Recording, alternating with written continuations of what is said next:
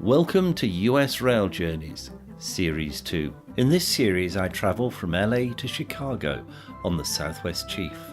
Then from Chicago to New Orleans on both Amtrak's City of New Orleans train and a rail replacement bus. I then travel back from New Orleans to Los Angeles on the Sunset Limited.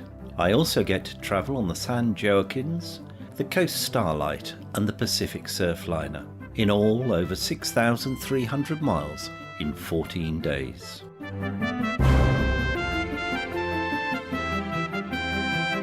Episode 25, on the Pacific Surfliner, from Los Angeles to San Diego.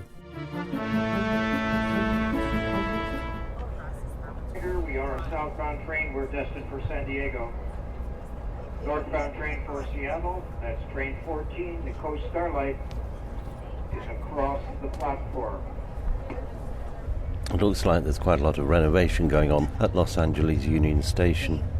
Platform covered in polythene, and at the front doors they're polishing the brass after a slightly frazzled start to the morning. Once again, folks, Amtrak train 768, southbound Pacific Surfliner, service to San Diego. First stop of the morning. In about 30 minutes will be Fullerton. Please have your tickets out and ready if they've not already been checked. And welcome aboard. First problem was that I didn't have my passport with me, and you require identity to travel by train in the US. Second problem was the person found it very difficult to understand how to put the refund voucher that I'd got onto my ticket. So I made the train with about 5 minutes to spare. Anyway, we've left just about on time and are moving slowly through Los Angeles. We're making our way out of the town as usual. Being a train, we don't go through the nicest parts of town. At the moment we're going past endless freight lorries, containers, and on our right, sidings with a lot of freight traffic waiting to go. On my left, what looks like a chemical works, and then graffiti, with a large car park with nothing in it apart from 3 lorry trailers. One thing that I found amazing in this country is the number of diamond crossings that we go over. In my experience in the UK, particularly on major railway lines, there are relatively few. Newark is one of the few I can think of. But here, we're probably crossing 4 or 5 every day. Very interesting, different concept. But then, I suppose the trains are in general much slower. We've now moved from pure industry to mixed ribbon housing and industry. Still a lot of small units doing whatever. A couple of yards we passed with boats in them, and now an airport with helicopters landing. A small aircraft, I suspect, rather than anything large. You're catching an Amtrak thruway bus to Palm Springs or Riverside. Fullerton will be your station stop. Amtrak buses depart from the Amtrak train station, which is on the other side of the tracks. You'll need to take the elevator up to the bridge and cross over to the other side. Fullerton, now arriving. So we've reached our first stop at Fullerton. On this side of the station, a couple of bus shelters and a bit of a platform. Station buildings, as you heard, are on the other side, in the Spanish mission style.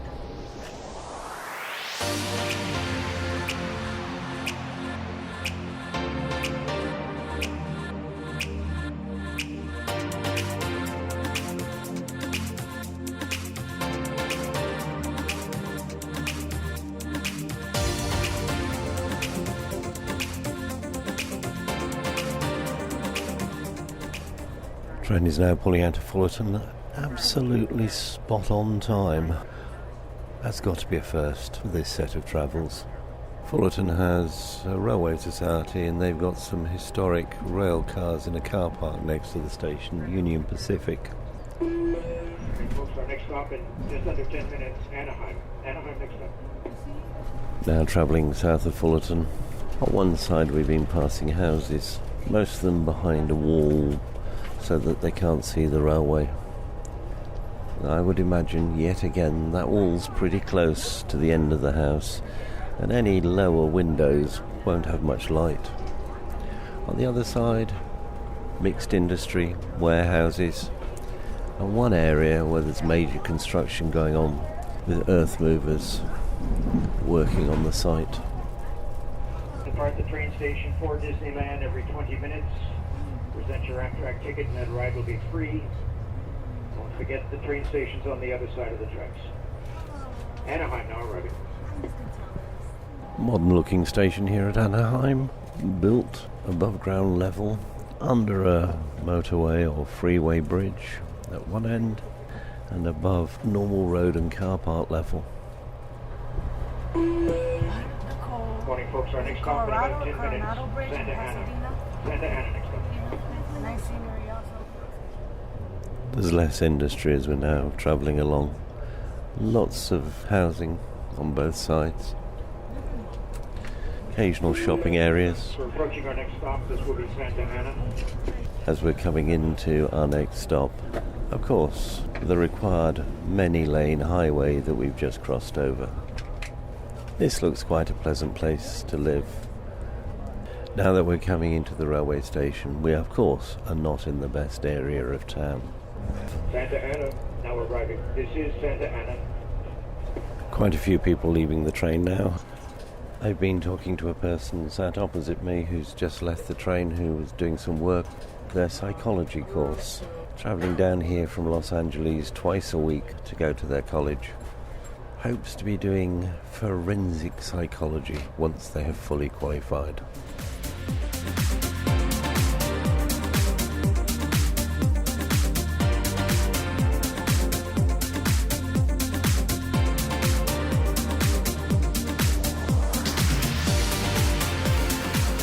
Still bang on time leaving Santa Ana. My first scrapyard of the morning, just passing by the window, complete with crushers and balers. It is interesting that on a large part of this route so far, there's been far less of the horn even though there have been many level crossings. And that's I have noticed that some of them have double gates. Irvine next stop. Having had a very pleasant entrance into Santa Ana, we're now going through what is definitely the business and industrial area. Next to the tracks is never the most beautiful place. As we get towards Irvine, we start to pass more open spaces, some agriculture, and then of course as we get nearer to town, we're back to the business parks, the industrial estates, the FedEx delivery vehicles. Morning folks, we're approaching our next stop. This will be Irvine.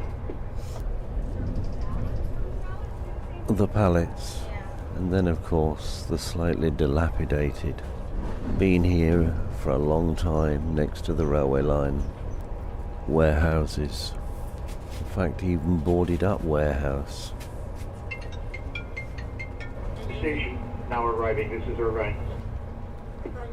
Most of the modern buildings in the business parks are virtually windowless and white. White, I presume, because of the sun. The railway station itself is pretty modern. Pulling out of Irvine now. San Juan Capistrano. San Juan Capistrano next stop.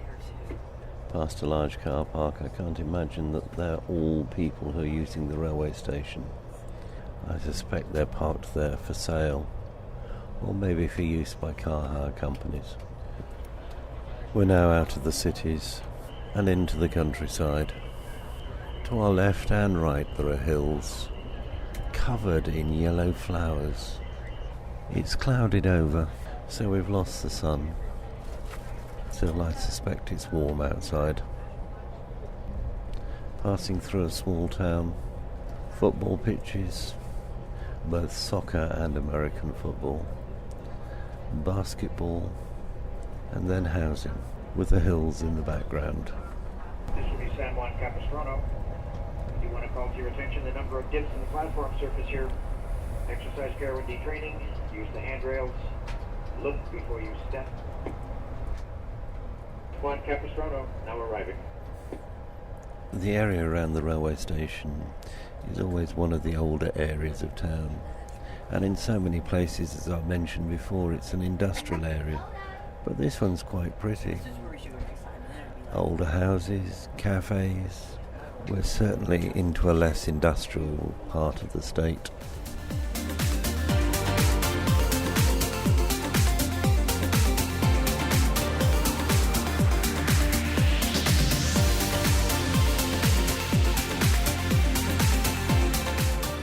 We've now reached the sea.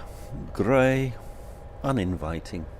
The sun has gone, but I'm told that's because it does that at this time of year. And we're somewhere that I would pronounce as San Clemente, by the pier.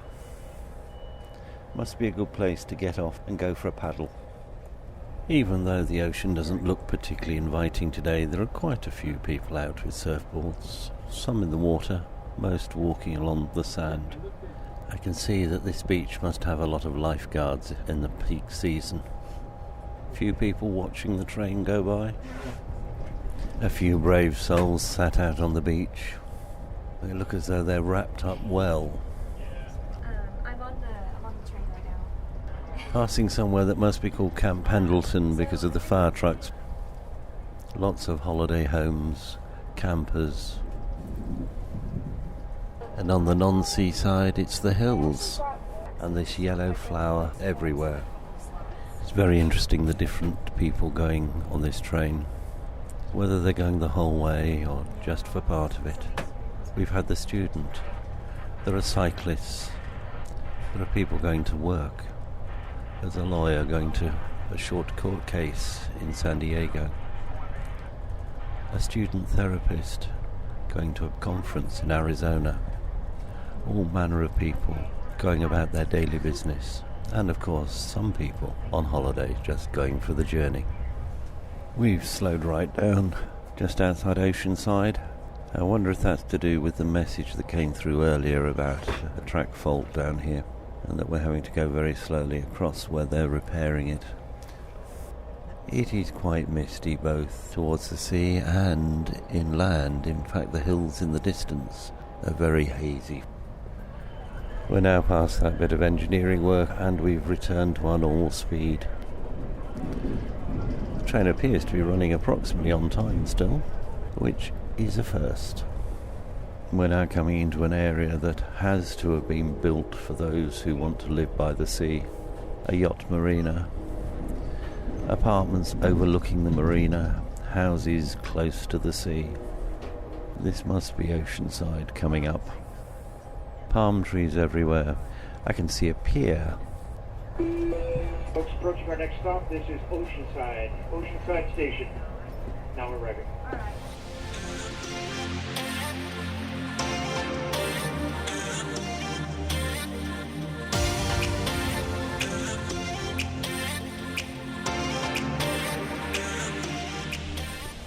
The train is pulling out of Oceanside 2 minutes late, I would imagine, because of that delay.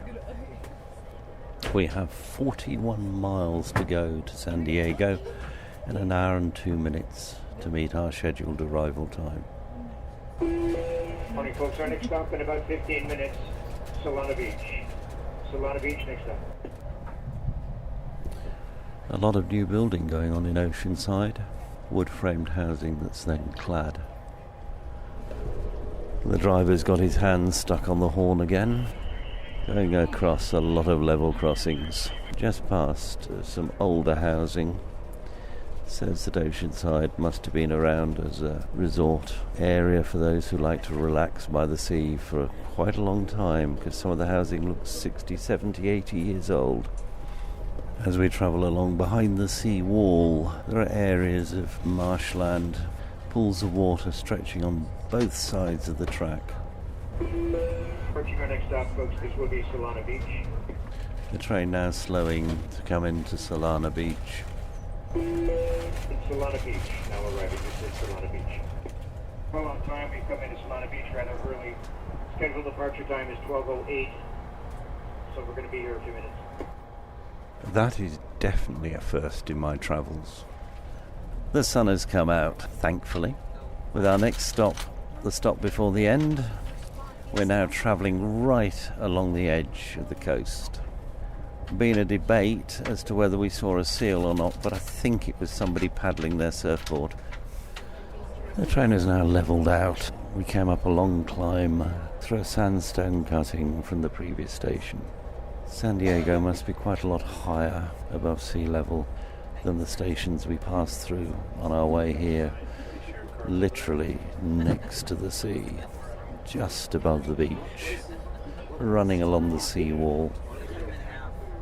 Now I think we're going down again, through the hills behind the coast. I'm told that it's not normally nearly as green as this when one travels through here, but there's been a lot of rain in the past winter, and so everything's looking lush and green. Stop in just a couple minutes. This will be Old Town San Diego. Old Town is a very brief stop. If Old Town is your destination, now is the time to gather up your belongings and start making your way to the nearest exit. If you have checked bags on board, you will not want to be trained at Old Town. Checked baggage is handled at our last stop. That will be downtown San Diego.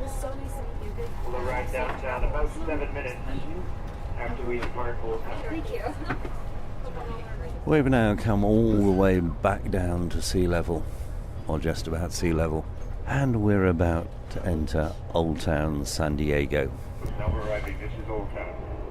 Again, folks, if this is your station stop, you should already be downstairs at an exit.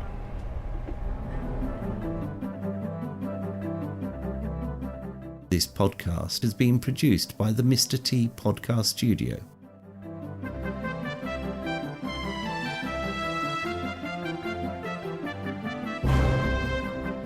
Thank you for listening.